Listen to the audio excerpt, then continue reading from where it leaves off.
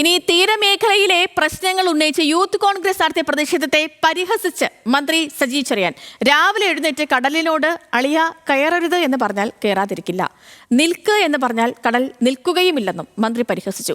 ഗുണ്ടകളെ പറഞ്ഞു വിട്ട് ചീത്ത പറയുന്നതല്ല പ്രതിഷേധമെന്നും മന്ത്രി പറഞ്ഞു. മന്ത്രിയുടെ വാക്കുകളിലേക്കാണ് ആദ്യം. നമ്മുടെ നാട്ടിൽ മത്സ്യത്തൊഴിലാളി മേഖലയിൽ തിരിഞ്ഞു നോക്കാൻ താല്പര്യപ്പെടാത്തവരൊക്കെ ഇപ്പം ഇറങ്ങിയിരിക്കുകയാണ്. അവരിപ്പം തന്നെ തീരദേശങ്ങൾ നന്നായി കളയും.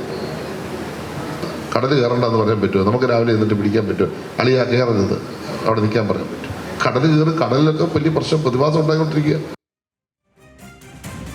ആലപ്പുഴയിൽ നിന്ന് ദേവൻ MP ഉണ്ട് വിവരങ്ങളുമായി. ദേവൻ, ഇപ്പോൾ മന്ത്രിയുടെ പ്രസ്താവന അത് ഈ ഒരു പരിഹാസ രൂപേണ അദ്ദേഹം നടത്തിയതാണ് സജി ചെറിയാൻ. പക്ഷേ അത് വലിയ ചലനങ്ങൾ സൃഷ്ടിക്കുമെന്ന കാര്യത്തിൽ സംശയമൊന്നുമില്ല. എങ്ങനെയൊക്കെ നമുക്ക് വ്യാഖ്യാനിക്കാം?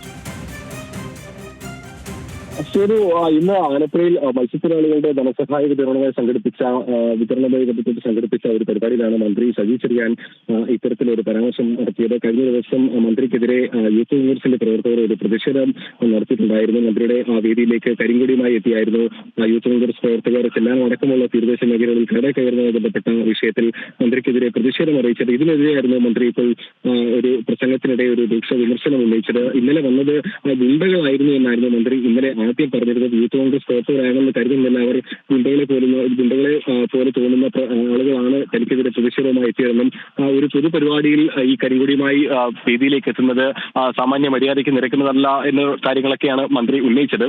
ഏതായാലും ഇന്നിപ്പോൾ നടന്ന ഈ ഒരു ചടങ്ങിൽ മന്ത്രി പ്രധാനമായും ഉന്നയിക്കുന്നത് തീരദേശ മേഖലയുമായി ബന്ധപ്പെട്ട് നാളിതുവരെയും തീരദേശ മേഖലയുടെ പ്രശ്നങ്ങൾ അഡ്രസ് ചെയ്യാതിരുന്ന ആളുകളാണ് ഇപ്പോൾ ഈ പ്രതിഷേധവുമായി രംഗത്തേക്ക് വരുന്നതെന്നാണ് മന്ത്രി പറഞ്ഞു വെക്കുന്നത്. അതുകൊണ്ട് തന്നെയാണ് മന്ത്രി ഒരു പരിഹാസ രൂപേണ ഇത്തരത്തിൽ ഈ കടൽ കയറല്ലേ എന്ന് പറഞ്ഞു കഴിഞ്ഞാൽ കയറാതിരിക്കുമോ എന്നുള്ള രീതിയിലൊക്കെ ഒരു പ്രസ്താവനയൊക്കെ പ്രസംഗത്തിൽ ഉപയോഗിച്ചത്.